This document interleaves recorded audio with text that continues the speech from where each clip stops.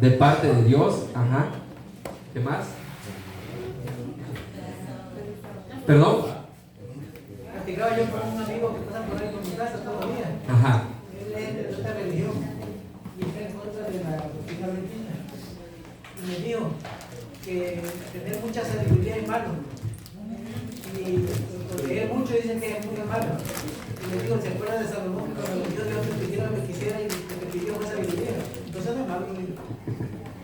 Correcto. Estamos dando los fundamentos. Dice, miren qué dice aquí, la sabiduría. La sabiduría bíblica no se relaciona con la capacidad cógnita. Quiere decir el conocimiento, la filosofía. Dice, la palabra hebrea para sabiduría no pertenece al ámbito de conocimiento teórico o filosofía, sino que se refiere más bien a una comprensión adecuada de las realidades básicas de la vida y del trato de Dios con la humanidad y del papel humano como agente moral. En otras palabras, la sabiduría bíblica consiste en tomar decisiones basadas en las instrucciones paternas divinas. ¿Qué tiene esto como conclusión? Que la sabiduría proviene ¿de quién? De Dios. Hay un texto ahí que dice que el principio de la sabiduría es el temor a Jehová. El temor a Jehová. Así que el conocimiento, la teoría, la filosofía tiene su parte humana. Pero para ser felices es importante la sabiduría de Dios. ¿Por qué?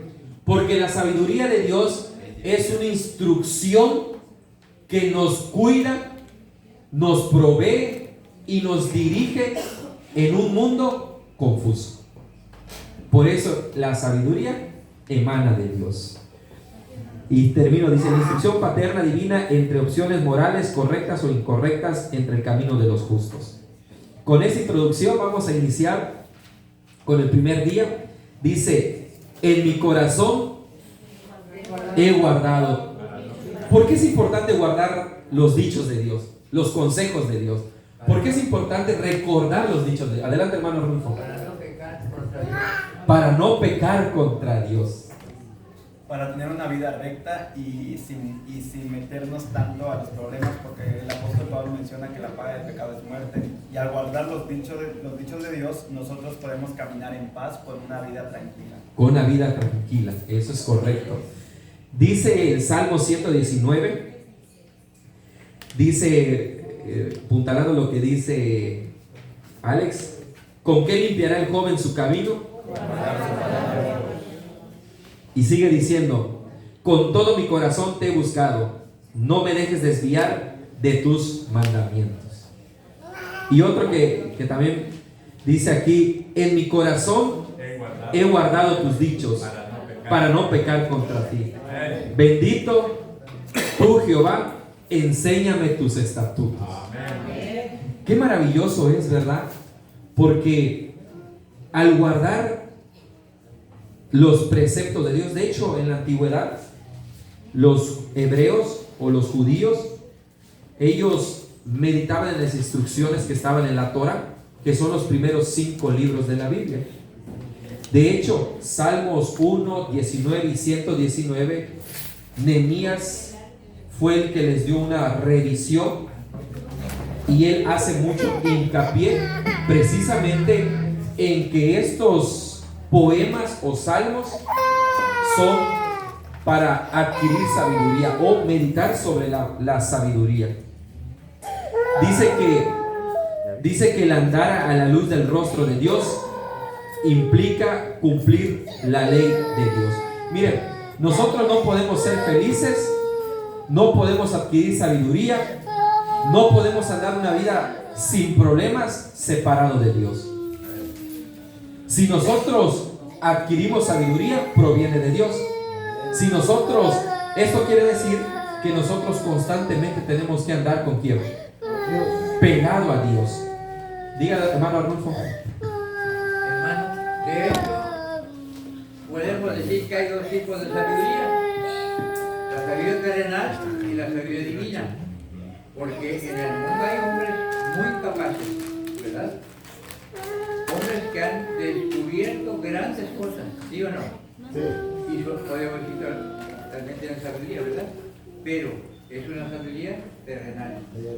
Porque en este mundo hay dos poderes, el poder de Dios y el poder del enemigo, ¿sí o no? Y también Satanás le da al hombre capacidad para que sea distinguido en el aspecto de la sabiduría terrenal o mundana, ¿verdad? Es correcto. Ahora nosotros estamos en un camino diferente, ¿verdad? Donde buscamos la sabiduría divina, que es la que permanece por siempre, ¿sí o no? Así es. Amén. Hermano Bene.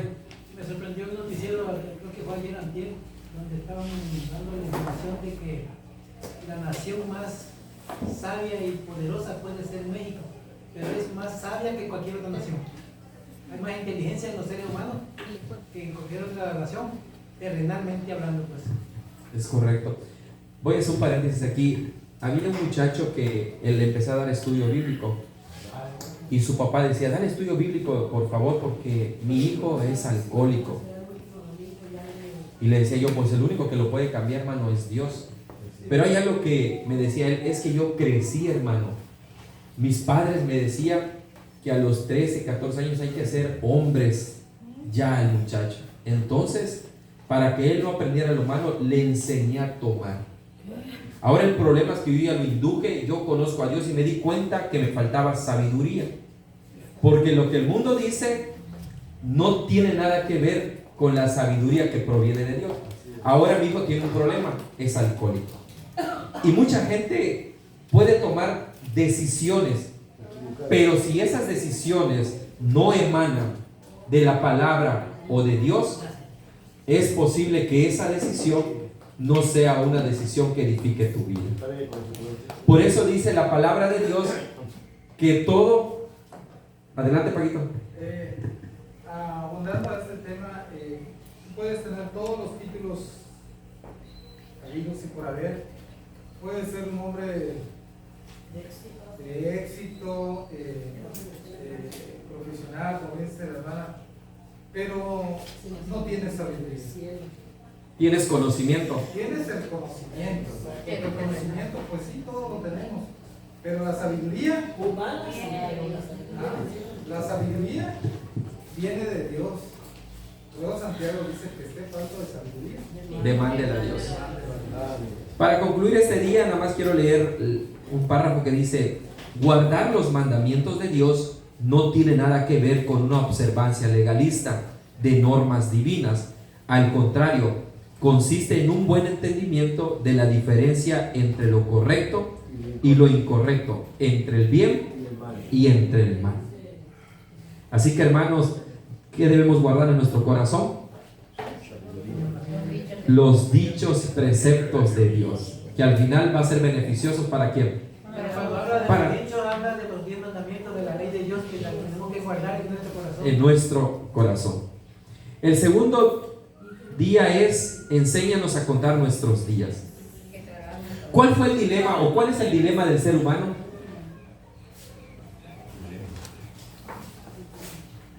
¿Cuál es el dilema del ser humano? Mire, mientras usted piensa su pregunta, le voy a leer la cita para que recuerde cuál es el dilema del ser humano. Dice: bendice alma mía. Permíteme, me equivoqué. Dice así: porque Él conoce nuestra condición, se acuerda de que somos polvo. El hombre como la hierba con sus días, mira, bonita, floreciente, pero dice, como la flor del campo, que pasó el viento por ella y pereció, y su lugar ya no lo conocerá más.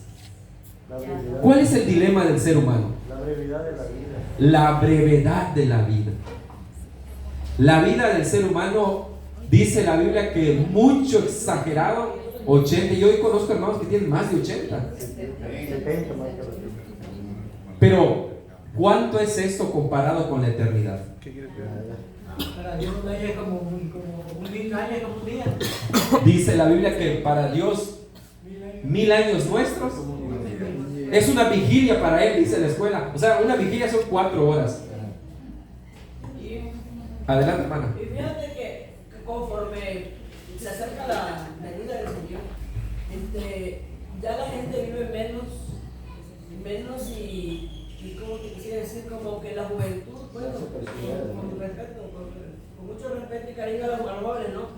Pero yo no sé por la agitación que vive el mundo, por la mala alimentación, o no sé por qué, pero como que están siendo afectados más los jóvenes ya que los adultos. Claro, llega una edad, ¿verdad?, de 80, porque la Biblia no miente, dice que 70 eso no tiene el hombre, y 80 pues ya sería lo más robusto, ¿no?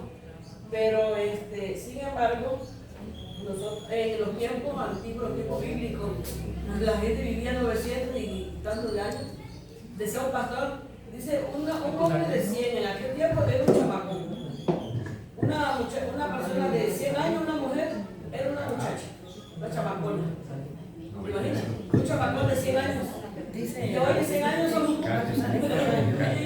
Sí, es que tiene que ver, hermana, lo que decía el día anterior. Cuando nosotros seguimos los preceptos de Dios, le otorgamos calidad al estilo de vida. Por eso Dios, todo en la antigüedad tiene de salubridad, tiene de alimentación, bueno, tiene de todo. Pero dice que enséñanos a contar nuestros días. Dice que el principio o también la sabiduría aplicado en esto es reconocer que nuestro tiempo de vida es corto. ¿Y cómo lo vamos a emplear? ¿Cómo lo estamos aprovechando? ¿Qué estamos haciendo con nuestro corto tiempo de vida que estamos en este mundo? Dice que esta vida que estamos viviendo es fugaz. No sabemos en qué momento nos vamos a morir, no sabemos en qué momento Dios nos va a llevar al descanso. Pero hay algo importante que dice que hay una promesa que Dios nos da, es la vida eterna, y es en la que debemos de buscar, de alcanzar. Es correcto. Dice algo muy fundamental en esta parte, que para que nosotros, por la sabiduría de Dios, nos llegue a la conciencia qué estamos haciendo con nuestra vida, es importante experimentar el arrepentimiento. Porque una persona que no reconoce que está mal, vive cegada, vive falta de sabiduría, vive autodestruyendo su vida. Pero aquella persona que permite que Dios obre en su corazón, reconoce que ha hecho daño y que ha vivido una mala vida, busca sabiduría para que Dios dirija nuevamente, ¿qué cosa? Le dé sentido, propósito a su vida. Quiero solamente recordar un texto que está en la Biblia. Creo que cada uno de nosotros reconocemos que pues le hemos fallado a Dios. Y esta mañana sería bueno que traigamos a nuestra mente este texto que dice: enséñame, Señor, a contar mis días, de tal manera que cada día yo traiga sabiduría, pero de lo alto. Amén. Bueno, dice, con todo, gracias a Jesús se nos ha abierto un camino para salir de nuestro dilema humano. Jesús venció la muerte. Jesús abrió el camino para la vida eterna. Así que con Jesús somos más que vencedores. Vamos al día número 3, hermanos. Dice la prueba del Señor. Aquí hablaba sobre la vida de José. ¿Cuán importantes son las pruebas en nuestra vida, hermanos? Muy importante. ¿Por qué? Porque nos enseña una gran lección, y también a través de las pruebas, bueno, hay un canto que yo lo repito, a través de la prueba aprendí a confiar en el Señor. Las pruebas nos purifican, las pruebas nos acercan al Señor y nos dan a entender que nosotros solos no podemos, que tenemos que depender siempre del Señor. José era un muchacho mimado, un muchacho que vivía en un hogar protegido por sus papás. Entonces, para que fuera un verdadero líder, ¿Dios qué hizo? Se tuvo que poner pruebas. ¿Y cuáles fueron esas pruebas? Estar en la cárcel, ser perseguido, Ser despreciado por su familia. Entonces, todas esas pruebas lo fortalecieron porque Dios tenía algo preparado para él. Era su fortaleza. Pasando a ese crisol, esa prueba, que José estaba del otro lado. Prueba dice aquí que significa purgar, refinar o purificar. ¿De qué nos purifica o nos refina Dios? Del ego. De nuestro orgullo, una característica. Las pruebas precisamente tienen una finalidad, es como un examen. Te preparas 6 meses y al final de los 6 meses viene una prueba. ¿Será que la intención del profesor es reprobarte o evaluar en qué tienes que mejorar? Precisamente la prueba, eso es lo que hace nuestra fe. Fortalece y pone en práctica nuestra fe. Y a través de eso llega el conocimiento humano, cuáles son nuestras debilidades, y ahí tomamos de la mano de Dios y decimos: Señor, ayúdame en esto, ayúdame en esto. Muchas veces también las pruebas ayudan a romper nuestra vida lineal. ¿Por qué lineal? Porque mientras las cosas van bien, la soberbia, el orgullo está en nuestro corazón. A veces Dios permite que eso llegue para darnos cuenta, como dijo el día anterior, que somos polvo y somos fugaces en esta vida. Adelante, hermanos. Salir de tu zona de confort. Bueno, pues creo que aquí vamos a resumiendo. Vamos al ¿quién, hermano? Perdón, hermano, adelante. Una lección importante para nosotros. José, a pesar de todo lo que sufrió, nunca le negó para Dios, ¿sí o no? ¿Sabes por qué? ¿Recuerdan cuando iba ella montando en el camello que dice, a lo lejos vio las colinas de su padre? ¿Se acuerdan? Y en ese momento él dijo: voy a confiar plenamente en los dioses, en el Dios de mi padre. ¿Sí o no? ¿Confió, sí o no? Sí. Nunca se quejó. Entonces, Dios, si nos prueba a nosotros, debemos recordar que los pruebas son para purificar, no es para destruir. ¿Sí? Es correcto, es correcto. Ahí hizo el pacto, dice que mientras iba encarcelado, hizo un pacto. Se acordó, dice el deseo de toda la gente, se acordó de los sueños que compartía Jacob, y dijo él: si Dios estuvo con Jacob, entonces yo le voy a dar mi corazón a Dios. Prometió él serle fiel a Dios donde llegara. El miércoles dice, iba a decir algo, hermano José Pedro. Ya me Hermana, adelante. Hay dos cosas que puse ahí. Dice que el objetivo de la disciplina divina es fortalecer a los hijos de Dios y prepararlos para el cumplimiento de la promesa. Y número 2, el rechazo, por el contrario, el rechazo de la instrucción que Dios nos da trae, o sea, si yo rechazo lo que Dios me está instruyendo, lo que Dios me está pidiendo, dice que trae como resultado una terquedad cada vez mayor y el endurecimiento del corazón de una persona obstinada. Si yo ya sé lo que tengo que hacer y no lo estoy haciendo, mi corazón se va a volver como el del faraón, ¿no? Se va a endurecer. Correcto. ¿Algún comentario más, hermanos? Pasamos a la siguiente. Yo creo que la historia de José está como una referencia para que nosotros veamos que, un ejemplo que sí se puede, ¿verdad? Ahora va a nosotros. ¿Qué aprendo yo? ¿Cómo puedo aplicar a mi vida yo esta lección? Estaba yo checando, siempre yo digo no la edad. La edad, nosotros pasamos por muchas etapas, ¿no?, de nuestra vida. Y yo creo que si somos conforme con la edad que tenemos, cuando niños, cuando adolescentes, cuando jóvenes, cuando ya ahorita que somos adultos mayores, viejitos, como les pueda decir, deberíamos, si aceptáramos la edad tal y como es, nosotros fuéramos felices. A veces sufrimos porque con 70 años yo quiero tener 40 y así sucesivamente. Entonces no vivo el momento, ¿no? Yo siempre he pensado, yo no pienso por mí. Digo, ¿cómo ha cambiado mi vida? Yo recuerdo cuando tenía 30, cuando llegué a ser normal. Yo recuerdo cuando tenía 40, nació mi segunda nieta, y así sucesivamente, ¿no? Ahora, en el que te querías, pues, correr, pues. Pero bueno, pasaron los 50 todavía más o menos, los 60 más o menos. A los 60 empecé a perder la vista. Todo eso yo tengo que saber que mi vida es pasajera. Y que va a llegar un momento en que quizás ya no pueda ni caminar, no sé. Pero en todas esas etapas yo le pido a Dios diario que me ayude a entender el propósito, por qué estoy aquí todavía y por qué me está dando esta oportunidad. Y vivir al máximo y estar agradecida al Señor y en lo que pueda. Si ya no puedo caminar, bueno, pues ven que me siento y escucho y así sucesivamente. Bueno, yo lo aprendo como para mí, ¿no? Porque, por ejemplo, en el caso de José, José pues vivió las etapas difíciles que un ser humano puede vivir. Y una de ellas fue ser rechazado por la familia.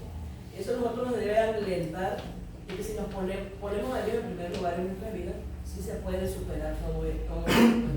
Y son, como dijeron los hermanos, son parte de nuestras lecciones que el Señor nos da en la vida para superar. Correcto. Dice una escritora, Nancy Pampel, dice, hazte experto en la frustración. El ser humano carece de manejar la frustración. Cuando viene un acontecimiento difícil, se nubla, le gana la frustración y pierde el objetivo. Pero Dios usa esos pequeños momentos de preparación, como decía la hermana Magnolia, con un propósito de que nosotros, aunque andemos en este mundo, van a haber dificultades y Dios quiere prepararnos para su obra. Adelante, hermano, con le aceleramos porque... Para ustedes, ¿cuál fue la prueba más grande de José? ¿Cuál? La insinuación de la mujer. Perdonar a sus hermanos. Esa fue la prueba más grande de José. ¿Sí? Porque él era joven. Él era joven. Y ese momento fue decisivo en su vida. Decisivo en su vida. Esas son etapas. Porque si él un día se cometió ese error, todo hubiese perdido. Todo.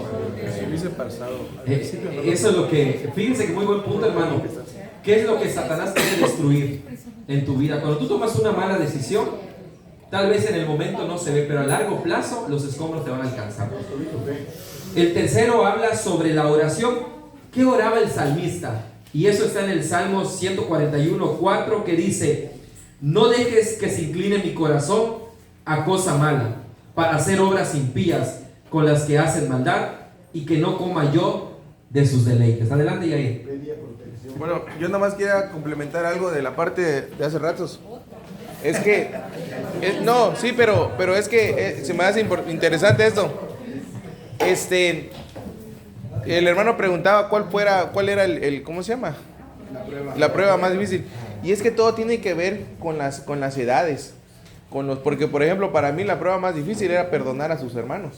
Pero, ahí viene el pero. A la edad en que estaba José y cómo fueron pasando las circunstancias, José fue preparado para ese momento. Y entonces, todos nosotros pasamos por diferentes pruebas. Y tiene que ver mucho la edad. La hermana lo comentaba, la prueba quizás que tiene ahorita no es la misma que tenía hace 40 años, hace que tenía 30 años. Entonces, eso es importante, cómo Dios te prepara en todos los aspectos de tu vida. Entonces, para mí eso es importante. La edad y las pruebas son diferentes, todo depende en qué edad es eso. Ok, hermano, vamos a concluir porque ya el tiempo se fue. Por eso, hermano, les contesto. Por eso dice la palabra, enséñanos a contar nuestros días. Exactamente. ¿Sí? Enséñanos a contar nuestros días para que traigamos al corazón sabiduría. Las pruebas no vienen todas de un golpe en un solo día. Sí, sí. Dios te prepara, Dios te prepara. Vamos a tomar para poder contar nuestros días, saber que nuestros días son, nuestra vida es pasajera y Dios va a preparar todos los días. Bueno, vamos a concluir en 2 minutos. Dice, el engaño del mal camino. Aquí quiere decir, hermanos, que nosotros necesitamos una constante conexión con Dios.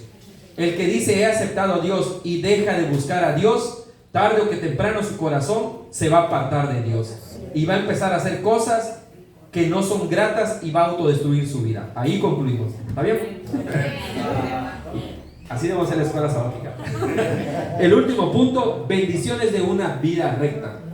Aquí se usa mucho, se me fue la palabra, una metáfora de la vida, de aquellas personas que ponen a Dios en primer lugar. Dice que serán como un árbol sembrado a la orilla ¿de dónde? De un río, que su flor no cae, su planta no cae o sus hojas no caen, pero produce, mira, unos mangos petacones grandotes, mira, bonitos. Dice que atrae sombra, atrae pájaros, atrae vida. Es una vida, ¿qué cosa? Fructífera. Así que si usted y yo queremos vivir una vida fructífera, no hay otro camino más que ¿quién? Que permanecer tomado de la mano de Dios, porque de él emana toda sabiduría y razón de vivir de cada ser humano. Así que hermanos, esta fue la lección de escuela sabática. Que Dios los bendiga. Aquí está la manantial de agua viva. Ahí, Aquí. la palabra